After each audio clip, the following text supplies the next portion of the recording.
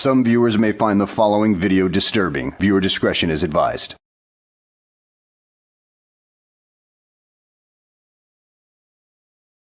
Hey everyone, welcome back to Board Games Unlocked, and Brad and I are doing a discussion over the Vale of Eternity, which was a game that was getting weirdly a lot of buzz, yet I had never heard about it.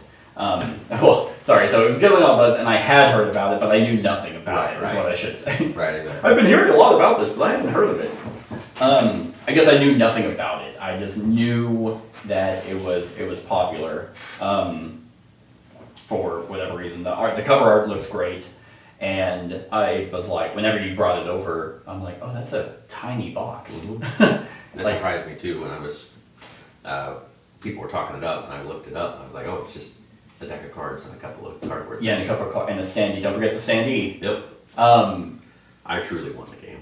He's worth a bunch of points. So. Well, he's about to be captured by the Goblin Soldier. That's true. I actually think this game is pretty good. Mm-hmm. Like, I had a great time. Like, there was enough decision making between players of being like, because like that snake draft, especially in like a 2-player game, it's just like, oh, I love being first player. Ooh, but getting that double pick is really nice. It's like, I don't know which one's better. I mean, it depends on which cards come out, but like having that first pick is so sweet. But then there's like so many good options that it's like, oh man, I want those two together. Maybe I'll get lucky. And I think once or twice when I had first pick, the second card I wanted you didn't grab. So I was like, oh, thank God. But yeah. It's kind of a game of not busted abilities, you know? Like every card is good and they all synergize super well together. Like you eventually get like your row of cards that are like really good popping off, or you get, I mean, you had a really good one where you took like Eternity, for example, and it was 12, and I'm like, well, you don't generate money that. Oh, you mean costs? I thought, sorry. Yeah, Yeah, it costs 12, yeah. And it's like, well, you don't really have money generation. How are you going to get that? And then literally the next card was the Dragon Egg, and you happen to be first player. It's like, that's how it is. Yeah. And it's funny because you had mentioned all the podcast people were like, the game never ends at 60, and both of us passed 60 to win, and then I'm wondering if it's because this game, I'm not sure what BGG says, but I think this game is more of a 3 or 4 player game because there's a lot of ways you can hinder people and take steps on. That's probably why the 60 is a little different. That's because, fair, yeah.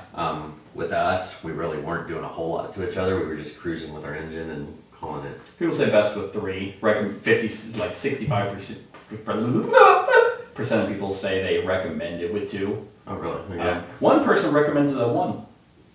How do you do that? No, there's no solo variant. I don't know what it is. No, I play it by myself with 2 hands. Yeah, but you know, it's one of those things like, it's probably that because the people are saying that are playing full player count and stuff, so there's probably more stuff happening. And I personally really liked it at 2. I actually like snake drafting, like I said, whenever it's like, it's so sweet to be first player, but since almost every card is good, and not any card is bad, but there's some that's like, this isn't working well with me, you know, so I'm not going to use that, but no card's useless. Like whenever you get one, it's kind of like, and because you have free-flowing actions, it's like, okay, I think if I do this to play this ability, it's going to get me the money I need to then pay for that one that I've been holding on to, which is then going to let me do this. You get a lot of really cool combos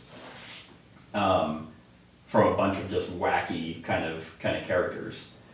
And like, I don't know how, I don't know where it came from, but you were getting swings of points. Well, because like this was 16 points. Here's another 16, here's another 14. I'm like... Well, my swing at the end was just all my money. Yeah. Was points, you know, and then these were every time I used red coins, I would get points. And this was every time I summons. You know, there was just stuff. Yeah, you had a lot of kind of dot abilities and massive swings, and then like I had like money, like the ability to get money, and eventually it was kind of like you always would, with your build, like you were constantly just kind of eking me out on points. So my Goblin Soldier never lost me points, and I was like, there was one time where I think you stayed ahead of me. So if I would have stayed 1 point behind you, I would have won.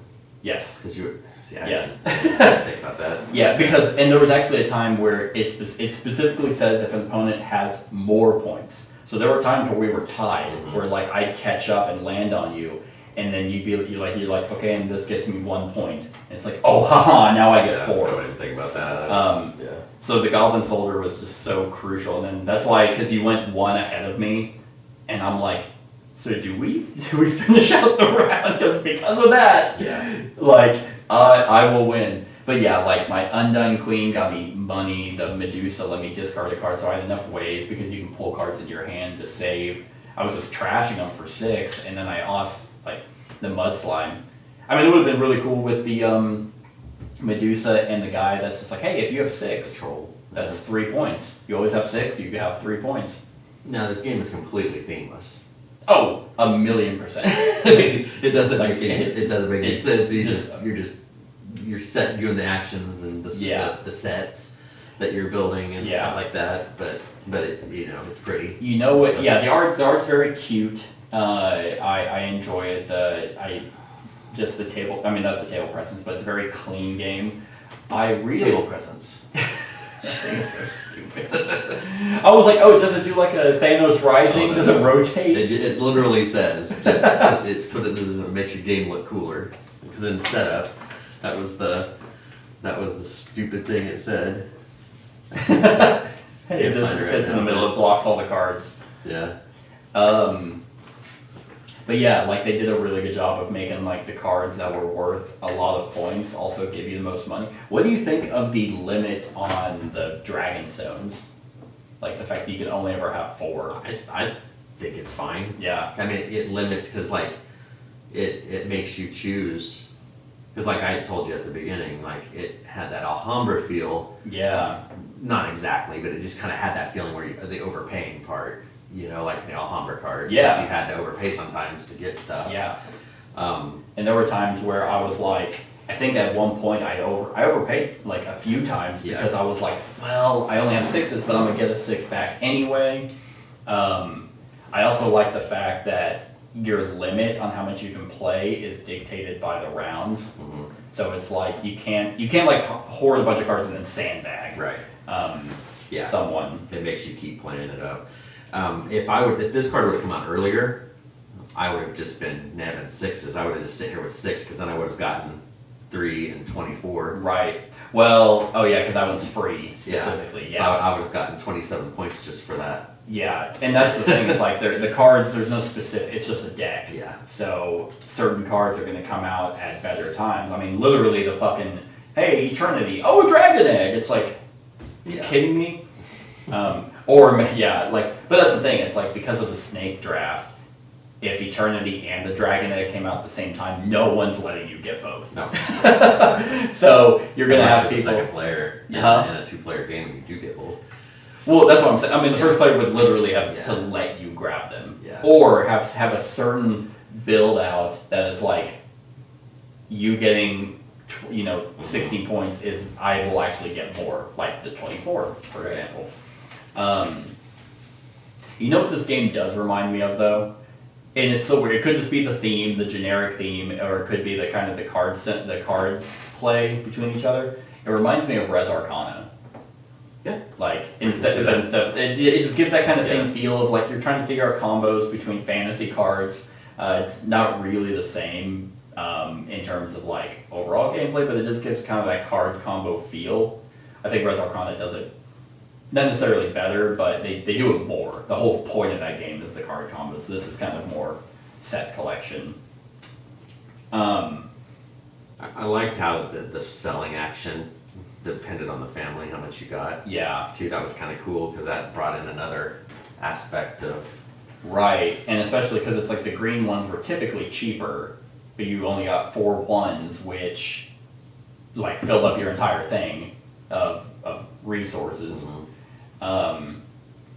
But yeah, I mean it's a very, very clean game. Like I'm really digging it. This will be one that's actually retail that I'll pick up because it's like it's just that good of a game. people have said when you play it, because you go through most of that deck when you play a 4-player game. Yeah. So, and then you reshuffle and stuff, so it's like you do see all the cards. Yeah. So people are like, maybe a little bit more cards. You know, I can like see some that. more I mean, cards for the families. Renegade doesn't really do expansions though, do they? It just depends. Yeah. With this one winning some awards and stuff, they could do the whole shit. What's that other game we played earlier that had the expansion? World World Wonders. Yeah, they can Yeah, have they that. just throw out a card Yeah. or something. I mean, or they could do the Res Arcana. Literally, Res Yeah. Arcana just came out with pretty much more cards. Mhm. That's more content. Yeah, like a whole nother deck. They can bring a whole other family of Yeah. cards in, or we redo that, but I don't know if that would mess up. Yeah, I think another family might make it weird. You could do something cool where it's hybrid families. Like, Yeah. I mean, again, that would require another board, another center board, but like hybrid families would be cool. I think they could support this if they wanted to, and I think maybe they might look into that because it did do so well. This was probably a Renegade throwaway. First, I don't know, the designer, Eric Hong. Yeah. I don't And know it's if- like a $25 game too. It's not Exactly. expensive. And Eric Hong. Who? Oh, wait a minute. What's this sweet? The Vale of Eternity artifacts. oh, there's a one being made. I pulled up on Does it BGG. What's the year on it? It says 2024. Discover artifacts and take their magic. Let's see, forums, general. So someone says hoping for a new board. So it looks like they are making an expansion. There you go. Oh, I've been holding off on the base game because I heard it needs an expansion. Any idea? I don't think it needs an expansion if you're going to be playing this 2-player. Not immediately. yeah. Because I mean, we went through half the deck. Half the deck, yeah. You know, and I mean, it's going to be different when you shuffle Here's it the up thing and though, stuff. it's like if I played games at max player, and let's just say this was one of them, I feel like if you play this game all the time and you're going to, game days every day and going to the lake, and this is the only game you're playing, yeah, the card combos would get stale. But I feel like if you play this every once in a while, then it's fine. yeah, even if you do see everything, you're not going to see everything in the same combination. You're not going to see. I mean, you'll know what all the cards do, so you kind of will min-max it. And I could see the game getting stale after some point. But for me, I don't play games max player count. I never really have that ability, nor do I really like games at max player count. Very few are best at max players. So that doesn't affect me personally, but yeah, like if you're looking at this game, like, and maybe that's an issue for you, then play that too. I think it works great at 2. There's still enough here that you are affecting each other, Yeah. and it still kind of comes down to the wire. Like literally, it was down to I mean, if I wouldn't have taken if you that- did not take 1 point to try and beat me out. If you I took. forgot about that, guys. Yeah. Really. Yeah. And this game is literally like, it's not kind of like, well, Res Arcana is literally like, I don't give a shit about you at all unless I choose to attack you, which I never will. Here it's kind of like, okay, what can you do? Like, because a lot of cards are like, hey, take this, make your opponent discard something. Right. I was gonna ask on that your little dude. Mud Slime, No, the one that won you the game. Goblins. So how would that work in a multiplayer game? if any opponent. Any has- opponents yeah. had a big game for? Okay. Yep. I didn't know if it was like Nope. Just you had somebody behind you. No, and if you're- as long as someone has more points than you, you gain 4. Yeah. Otherwise, you lose 4. And that's the other cool thing is you're limited on how many you can have.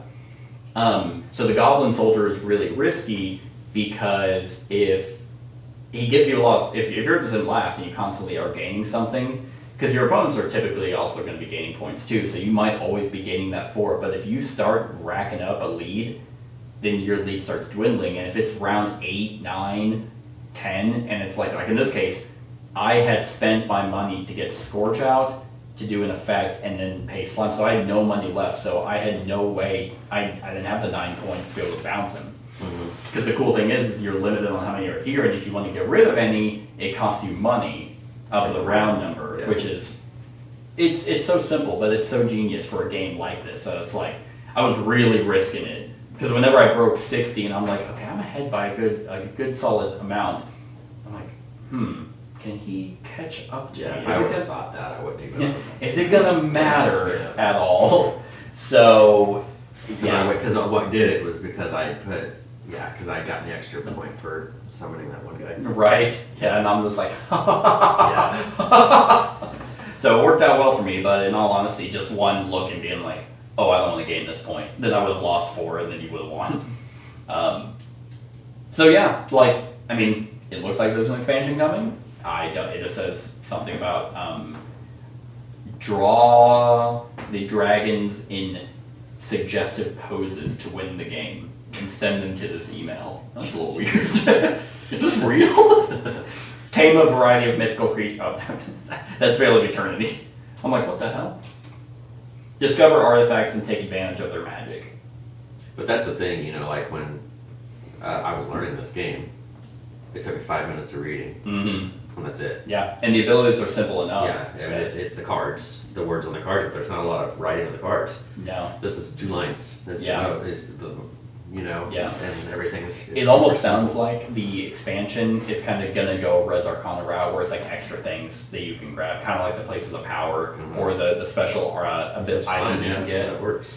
Like I said, this feels a little bit like Res Arcana. Res Arcana is a little bit more complicated. And